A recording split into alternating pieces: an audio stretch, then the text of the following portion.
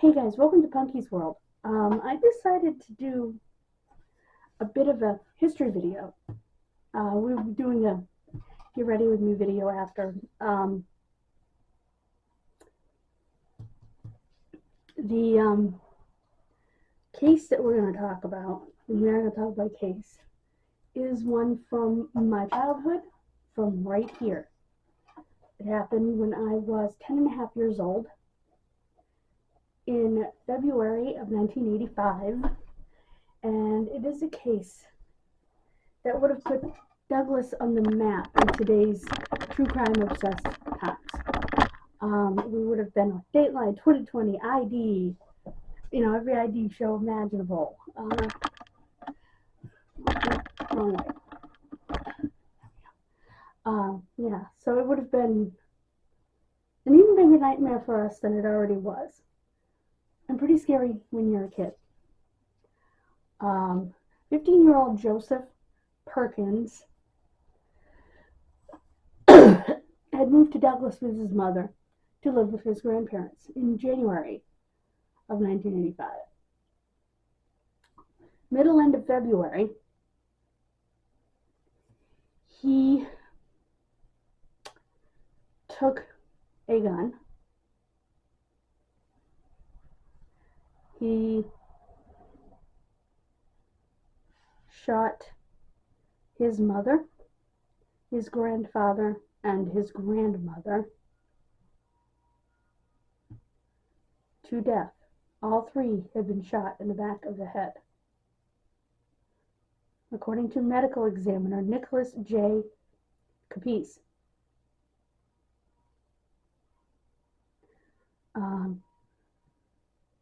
The grandmother was shot in her bed sometime Friday night. His mother was shot later that night, and about 7:40 a.m. on Saturday, his grandfather was shot when he came home from his job at General Motors in Framingham. And it's funny, I knew somebody who worked there then.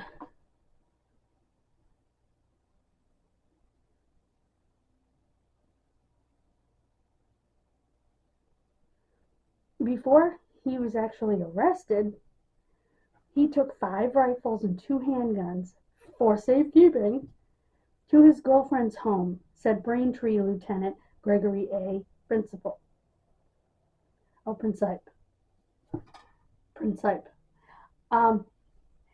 This boy had lived in Braintree. He had a girlfriend, and he was really mad that his mother moved him. It says back to Douglas, so I assume they had been in Douglas at one other time, because the grandparents lived there. May have been where the mother was from. Was here in Douglas. I don't know. I just remember hearing about it and being very scared, because they didn't catch this kid immediately. Actually, they caught him quicker than I thought they did. His girlfriend's father notified police about the weapons in his house after hearing about the slayings on television. So I guess our murder here in town made it to the local news. And our local news channels, by the way, in case you don't know, at that time, and I'll tell you what changed. WCVB, which was our ABC affiliate, Channel 5. WBZ, which was our NBC affiliate, Channel 4. I can't remember the original call letters, but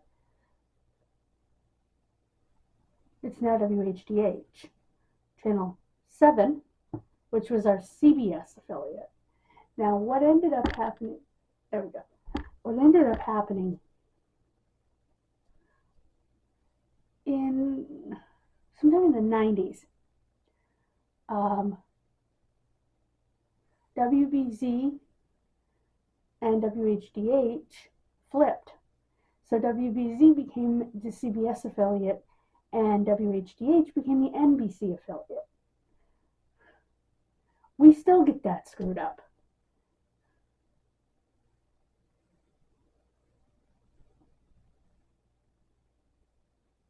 At least I do. I know other people do too. In this area, they were all Boston channels. But that's what you get. Although WHDH was the most local for us in the sense that they covered so much of this area that they actually opened an office in Worcester. So, but that was in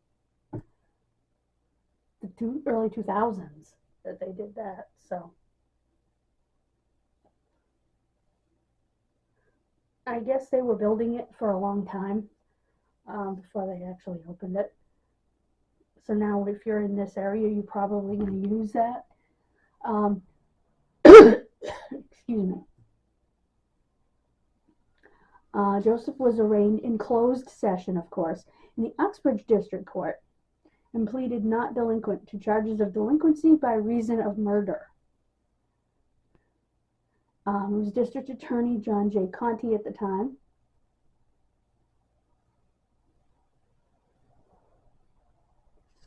And he wanted him charged as an adult, which did not happen. And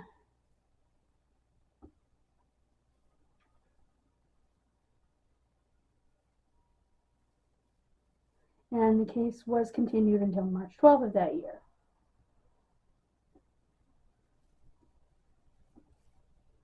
Okay, he was arrested on Sunday after the bodies were discovered by a relative and police were alerted to look for the boy in his mother's missing car. His mother was Charlene Nunez, 36. His grandmother was Marcella Holmes, 60. And his grandfather was Robert E. Holmes, Sr., 58.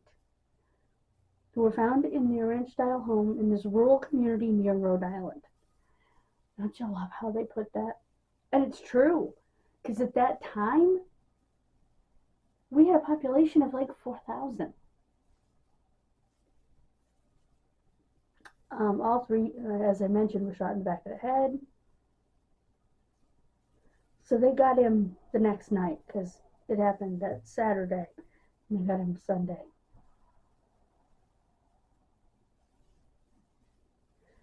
He told his girlfriend's father that the guns were a gift from his grandfather.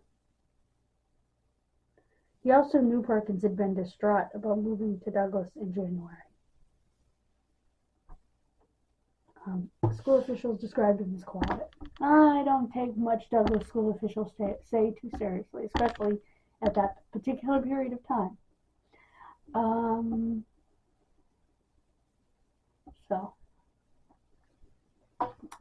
He was 2 when his father died.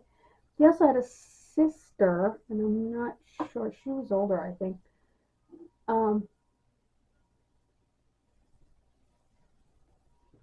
He also had to, by order of Judge Anthony M. Campagnone, on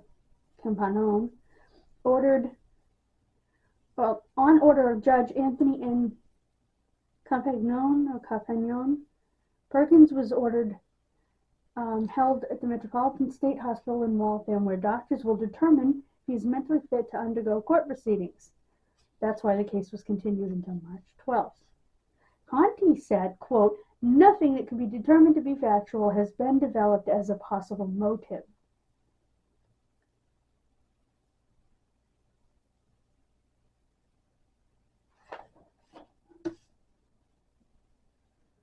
I mean, heck, there could have been a movie of the week about this on, a movie on Lifetime about this. Anyway, I remember being scared.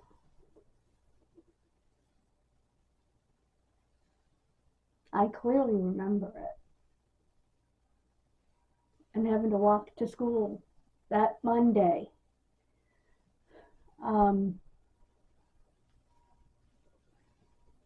Through that little wooded path I showed you. Well, wasn't able to show you because there's a fence there now. But yeah. this was something that affected everyone who lived here, really. We've had some other crime, not major crime. I mean, we are a rural community, as I said. So we don't have major crime here, although we did have a situation where a man went after his girlfriend, and as she was running away, he shot her in the rear end. I know, it sounds funny. It had to be hecka painful, though, as Laura Nuts would say, because there's a lot of muscle there. And even though it probably would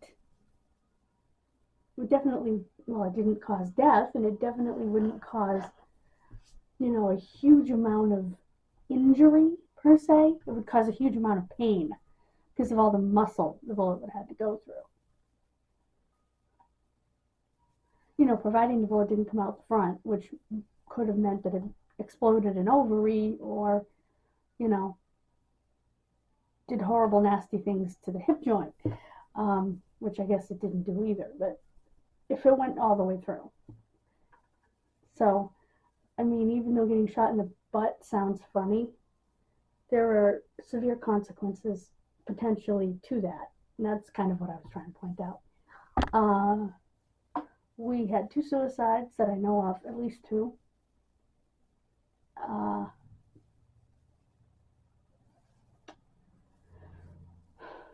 was just a little kid. Guy shot himself. He was actually a family friend. And not too long after that, his girlfriend took her own life. Also right here in town. And it's sad. So even small towns have sadness.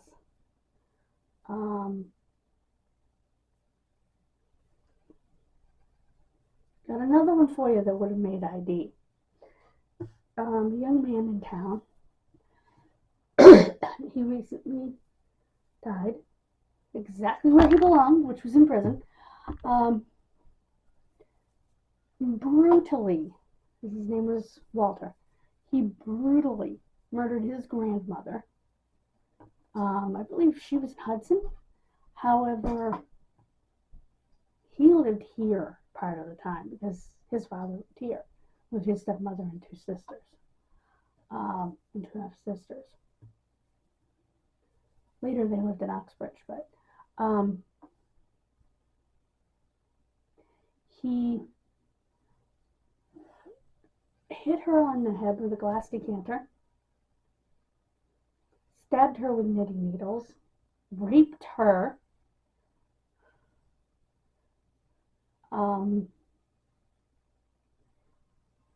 it was one of the most horrible things imaginable. And terrifying because I actually knew the killer.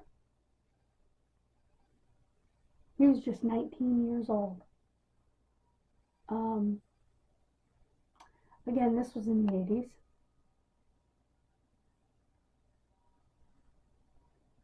And his family was still living here in Douglas.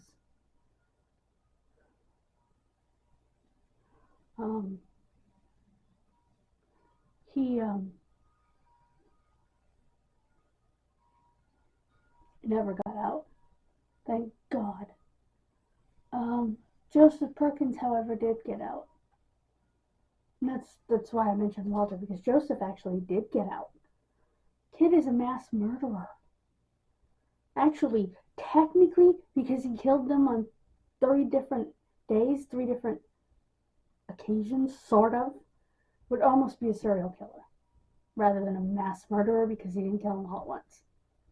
He laid in wait for each one, which would technically make him a serial killer. And they let him out. Hold on, I gotta change the battery. I'm back. I did not just spend 10 minutes fighting with the battery. Yeah, I did. The label is coming off the battery. So the little clip that holds the battery in kept getting caught on the label, and it was a nightmare. Anyway, as I was saying, Joseph was released because he was tried as a juvenile.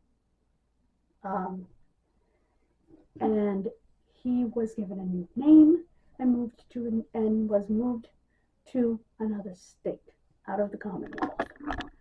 So nobody knows where he is, or quite frankly, who he is. This evil mass murderer could be your neighbor, could be your freaking husband, and you wouldn't know unless he told you what he did. That to me is terrifying.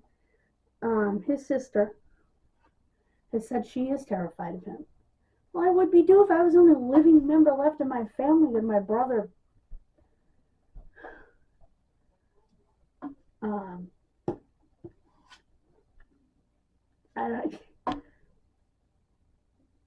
Heinously stole from me. You know, I wouldn't want him out of jail, but I wanted him out of jail. So, because he was tried as a juvenile, D.A. Conti didn't get what he wanted. I think because he was under 16. But in the United States, the laws have changed since then. Kids can't get the death penalty, and kids cannot get life.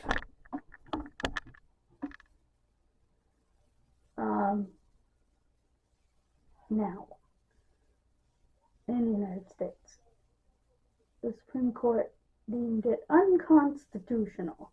So, I don't think anybody should get the death penalty, but life in prison, I mean,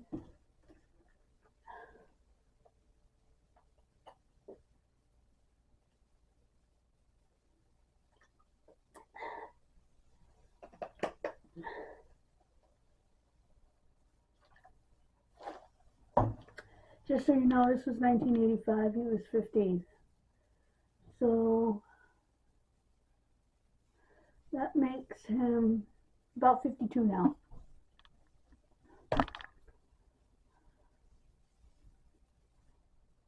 Maybe 53. Because I don't know when his birthday was. He was 15 and I was almost 11. So, sorry.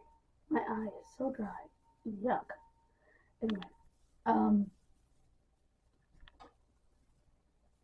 So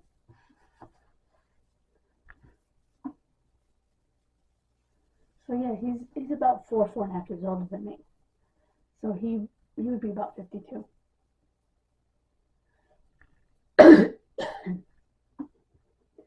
So he's still relatively young, out there somewhere.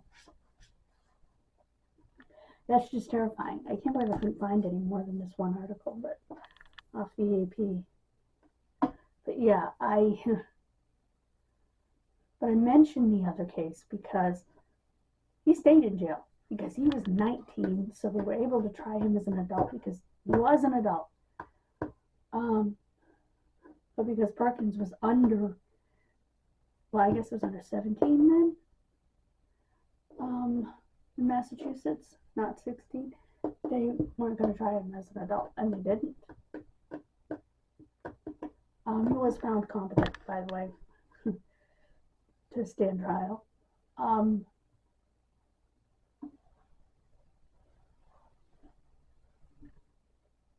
So yeah, that's terrible. He was too when his father passed away. I don't know what the circumstances there were.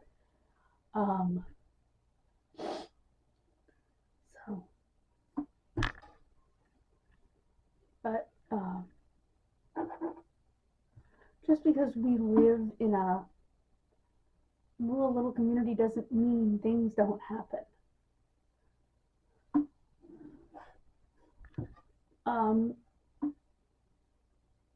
It's not like bodies are popping up in the river everywhere or anything like that. It's, you know, because of where we live, you'd probably be an idiot to do that. Because people around here would, if a body popped up in the river or on the banks of it, it would get all over a town this size so fast, or any of the towns around on the river, that I would think that you wouldn't have much chance to be a serial killer. Because I think people would figure out who you are real fast. It's not like we have a bunch of truckers coming through here anymore. We used to have truckers coming through here all the time because of the mill from out of state. So you could have had someone, you know, putting people no longer living on the side of the highway, and it could have been a trucker, you know. We don't really have that anymore. We have local truckers that bring, you know, goods to the stores and stuff, but we don't have the long haul drivers. Well, I shouldn't say that, because we do. The gas station down below, truckers use as a truck stop for whatever reason. So they end up parked over on the, well, because they blocked off the parking lot at the mill. I showed you that. So yeah, I guess it's possible. But a trucker's gonna leave their victim on the side of the highway, the side of the road, down the embankment, something like that. It's not gonna be in a rural town like this, for the most part. I don't even know why we got there from there, but just, I guess, to show you.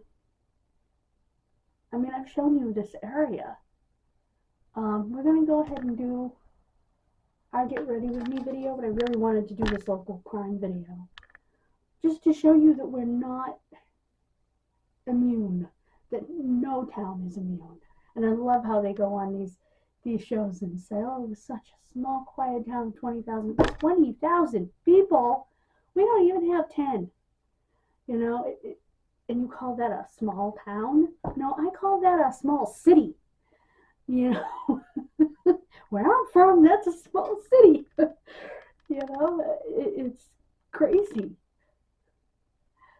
So,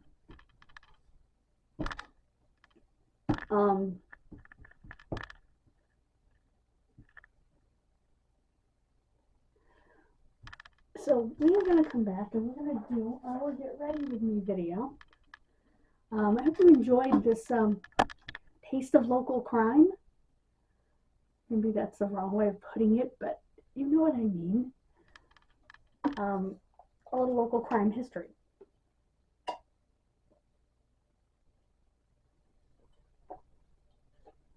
And if you're interested in more, I will link my other channel, Kid Missing, so that you can go over to the Kid Missing TV playlist, which are my episodes from television, and find the ones that have local crime history. There are several. I talk more about the case of Walter Gould, who we touched on here, the case of Joseph Perkins, which this video was about.